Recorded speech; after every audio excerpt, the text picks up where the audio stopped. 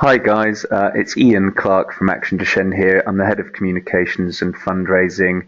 This is just a short tutorial video on using the Action Duchenne DMD registry. You can access the registry from our homepage either under the Supporting You drop down here. You can see the DMD registry, or likewise you can also get to the DMD registry via this link down here. So we'll click on that and that will take us through to the registry page. The registry was set up by Action Duchenne to help facilitate research into Duchenne and also to help people get access to clinical trials. So it's very important to further Duchenne research, for you to contribute to research if you want to, and potentially get you onto clinical trials. So it's very important to get yourself signed up for it. For those who are new to the DMD registry, I mean, if you're already registered, you can log in here. But we're going to be new to the registry, so we'll be clicking this button here. When you do that, you get taken to the portal landing page. So again, if you were already registered, you'd log in here with your username and password. But for people who are yet to register, we're going to go here to join the DMD registry, register here. So we click that button and that takes us through to the initial contact page. So all of these are mandatory fields, so we'll need to complete all these. I've skipped ahead there to fill in the details and save you bothering around waiting for that.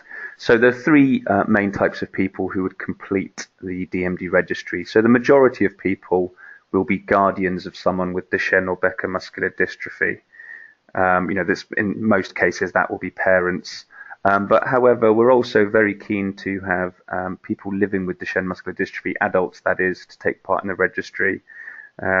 It's a fundamental belief of Action Duchenne that people with Duchenne are empowered to advocate for themselves, to look after their own healthcare. And so we'd strongly recommend that adults sign up for the registry. And finally, the third type is carriers of Duchenne or Becker muscular dystrophy. This is a population of people significantly affected by Duchenne, and it's important that Duchenne research expands to better meet these people's needs.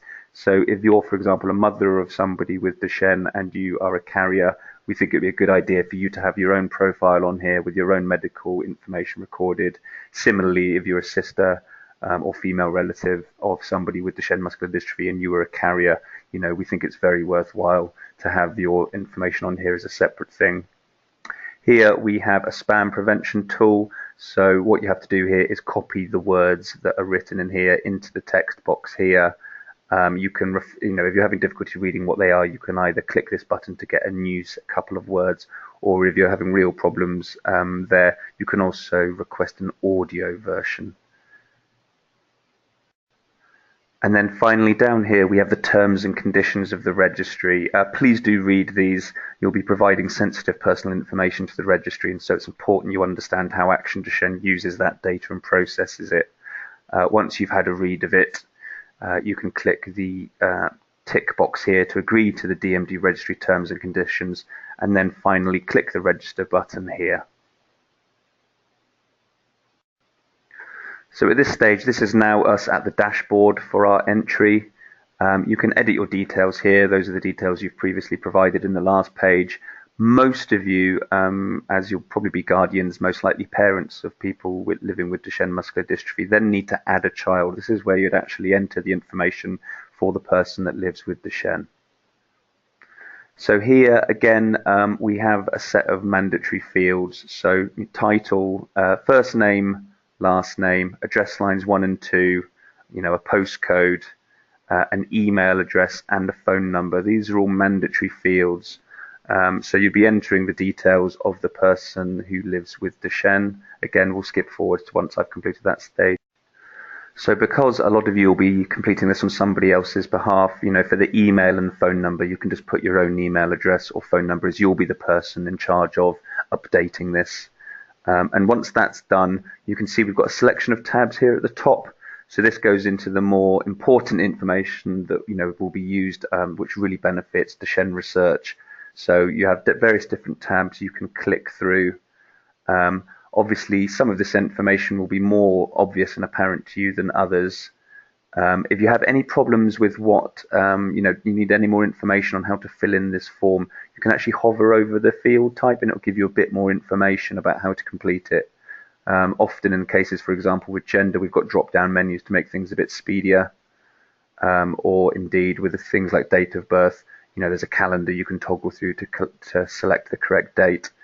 The ability to hover over field entries to get some more information is particularly important on things like the genetic information or interventions. So again, some of these things to start with will be quite complicated and not necessarily mean anything. So have a hover over them, see if it makes any more sense and if that helps you complete that section. If you're having any problems with completing the registry, please do get in touch. You can call us in the office.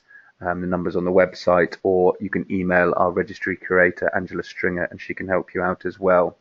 Obviously, any database is only as good as the quality of the data on it, so please do fill in as much as you possibly can, as accurately as you possibly can.